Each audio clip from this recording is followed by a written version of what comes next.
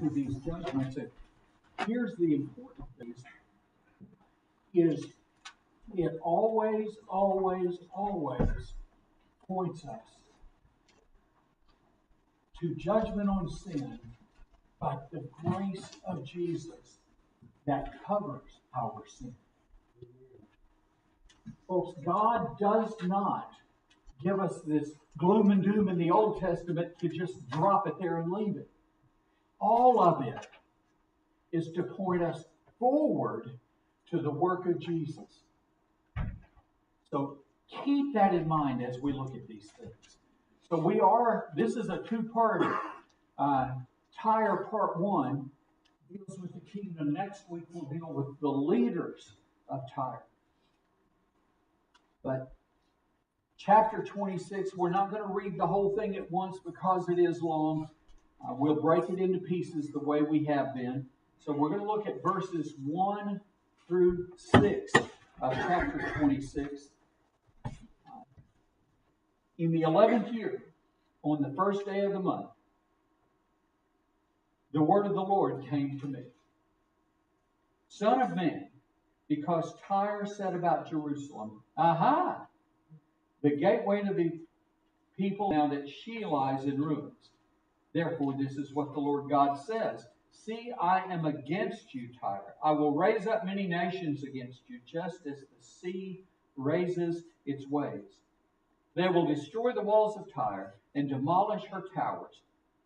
I will scrape the soil from her and turn her into a bare rock. She will become a place in the sea to spread nets, for I have spoken. This is the declaration of the Lord God. She will become plunder for the nations, and her villages on the mainland will be slaughtered by the sword. Then they will know that I am the Lord. Folks, God is not just capriciously bringing destruction. God is not just saying, I don't like you, therefore smack. No, it's always a judgment that is twofold. One, yes, to punish, but the other, to magnify himself to the nations, that the nations would say, I don't want that to happen, therefore I will turn to God. Unfortunately, just like today,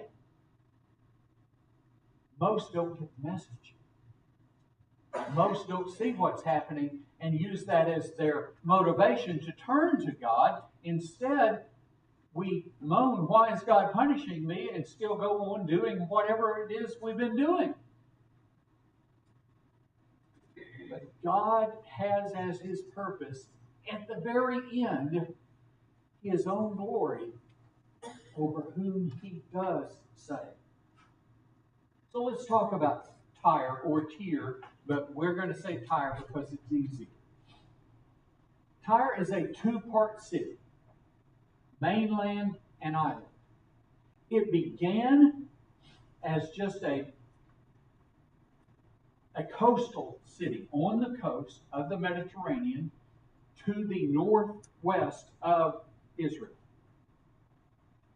Tyre has influence over many other places through their trading, and because of that, they were able to obtain large beams of cedar. And cedar, that's not fit for a whole lot. But the best we can get is maybe a 16. Obtain large beams of cedar. And cedar, that's not fit for a whole post nowadays, right? They had huge towering cedars in Lebanon, which Tyre has influence over. And they could go to those hills and cut down gigantic trees and have beams that would stretch, as an example, the full length of this room in big beams, not just little scrawny things. So they had built their palaces and built on the mainland, but at some point, as they were becoming a trading partner, it became obvious that their little coastal port was not going to be able to handle the ships that they wanted to bring in to trade with. So what did they do? Bringing rocks and throwing them into the sea right there at the shore. And when they built it up a little bit, they just continued and built a causeway all the way out to where there was deep water. All by carrying rocks, folks. When they got to deep water, they started carrying rocks and eventually built an island, a port island, and then brought soil out. And there were warehouses and residences and shops, marketplaces.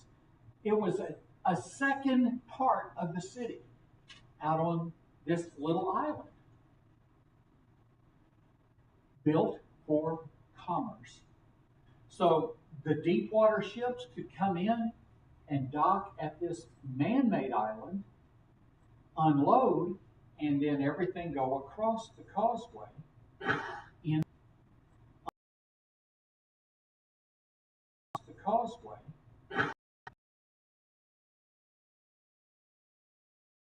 It could be exported to Israel, to these other nations who traded with Tyre.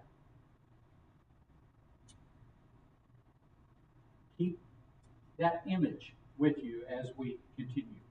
The word Tyre means rock in some languages. In successive storms came and battered Tyre. What does that mean? Came and battered Tyre. What does that mean? They're not talking about literal sea storms. They're talking about one kingdom after another tried to take over. In successive storms